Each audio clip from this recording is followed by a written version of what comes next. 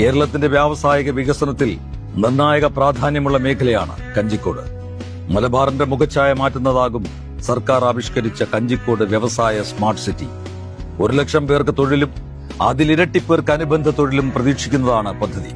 ഇതിന്റെ ഭാഗമായി തൊഴിലാളികൾക്ക് താമസ സൗകര്യം, അവരുടെ മക്കൾക്കുള്ള വിദ്യാഭ്യാസ സ്ഥാപനങ്ങൾ, സൂപ്പർ സ്പെഷ്യാലിറ്റി ആശുപത്രികൾ, കൺവെൻഷൻ സെന്ററുകൾ, ടൌൺഷിപ്പുകൾ തുടങ്ങിയവ യാഥാർത്ഥ്യമാകും.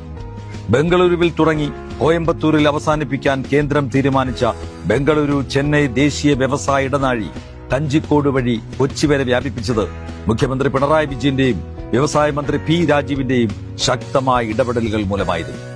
സ്ഥലം ഏറ്റെടുക്കാനുള്ള പകുതി തുക സംസ്ഥാനം വഹിക്കുമെന്ന് ഉറപ്പു നൽകിയ ശേഷമാണ് ഇടനാഴി സംസ്ഥാനത്തേക്ക് വ്യാപിപ്പിക്കാൻ കേന്ദ്രം തയ്യാറായത്.